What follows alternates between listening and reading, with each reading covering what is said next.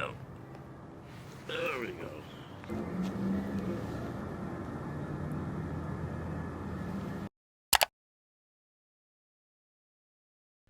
Peace and love, guys. Peace and love. Yes, we're doing this video a little backwards. I know it usually starts with the on foot, but I'm just going to go ahead and get through this one because I really didn't like this sneaker, and I've had a total change of heart with the women's, what is this, Air Jordan Bred 11 Satin. And I've never had a pair of satin sneakers, and I seen them out there. I was like, they don't look bad, but the materials are probably, you can't really do anything with this. Like, what if it gets wet? So I was like, you know what, let's try it out. And I'm impressed. I am totally impressed with this shoe. Now, this is coming from the same people that I just did the Gucci slip-ons or slide-ons video. They sent me this shoe, different account, and I told you guys what happened with that. So that's that. But man, these are not that bad. These are not that bad at all. They're actually not bad, period. It's a dope sneaker. It's just not, I think they wanted maybe $220 for these. They're just not $220 dope, in my opinion. And it's a woman's shoe, so I mean, I know that doesn't matter. And these do look better, like when the ladies wear them in smaller sizes. I mean, they look dope on my foot too. You'll see here in a second. But the shoe is fly though. Like when you actually wear them, they're really comfortable. That's what threw me off. They're really, really comfortable. Like I'm actually wearing them right now as I do these overdubs. They're very, very comfortable shoes.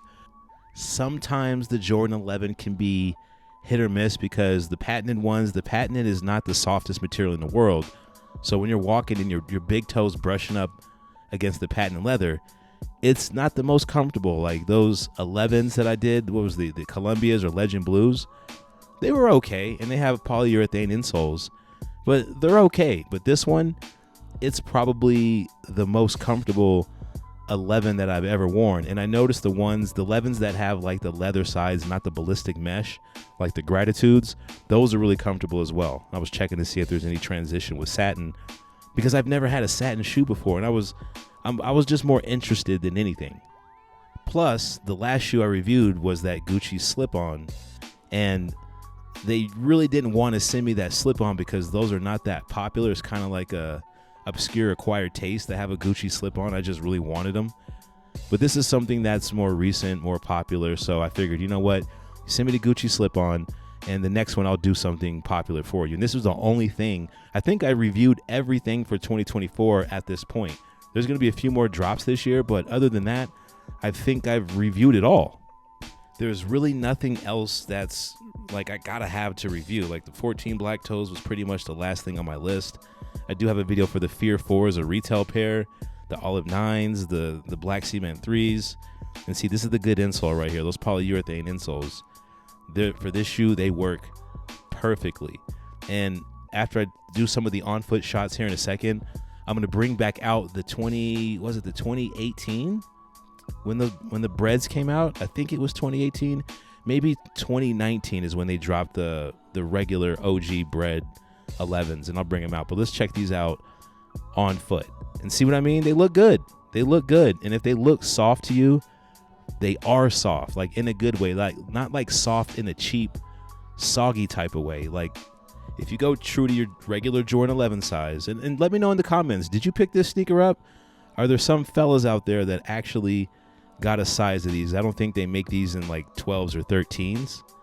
I mean, they might make them from where I got them from, but just look at them though. These are clean, man. These are actually really, really clean, and they have like some replay value. Like I would wear these again. And look, they get a little dusty though. I've only worn them once, which is today. They do get a little dusty.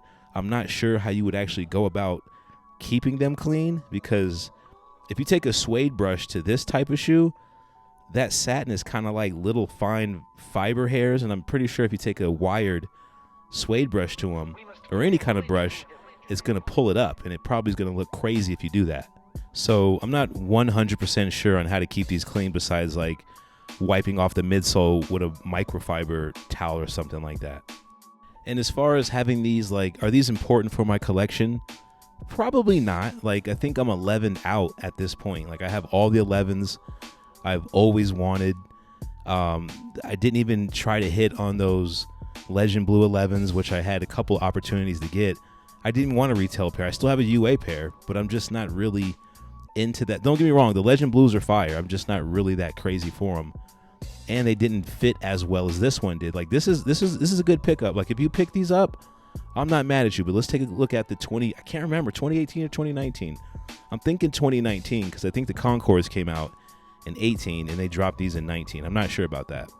But I think I've worn these maybe never. I think I tried on the shoe that I'm looking at and comparing with. I don't think I like wore it a whole day, but I just used it. I think I walked around the house or maybe walked outside. So I really essentially never wore the 2019 Breds. And looking at them side by side, of course, overall it looks the same, but the bottom, the red bottom on the satins just looks a little bit more vibrant for some reason. And the Wear Testers guy, I was watching his video and he said the same thing. He's like, I wish they would have put the bottom on the satins on the Breds, the OG Breds. And if you can see the one on the left, that is the one, that's the 2019, has a little rock in it, thank goodness, because I wouldn't really know which is which. And the carbon fiber looks totally different too. It's more of a black and white pattern. And on the satins, it's kind of like closer to the Concords with gray and black. And these are spot on too, as far as like quality, material, shape, and build. I can't find anything wrong with them.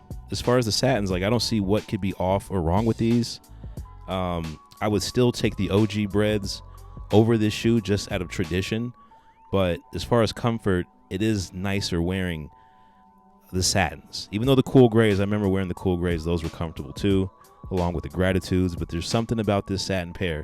And anytime Jordan Brand makes these satin shoes, I'm like, I want to try them, but I feel like they're just like kind of like a throwaway. Like I really wanted the Shadow 1s in the satin colorway, but I just couldn't bring myself to A, ask for them, or B, purchase a pair from resale. I just can't do it. So I had to try the satin.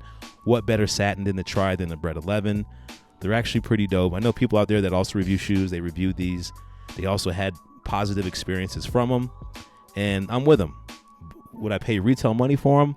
Probably not, but it is what it is. This is definitely a shoe that you would gift to like your sister or your girl or your mom or something like that. Even though they're for the men can wear them. I mean, I'm wearing them. I'm swagging them out. You could definitely wear these too. But these would be a good gift for like a lady or something like that. They got metal tips on the lace loops, eyelets, whatever they call them, the lace tips. There's metal on those, which was pretty interesting. But that's the video for the day. Peace, love, and light. Make sure you follow me on IG at Color Culture. And I'll catch you in the next video, guys. Peace.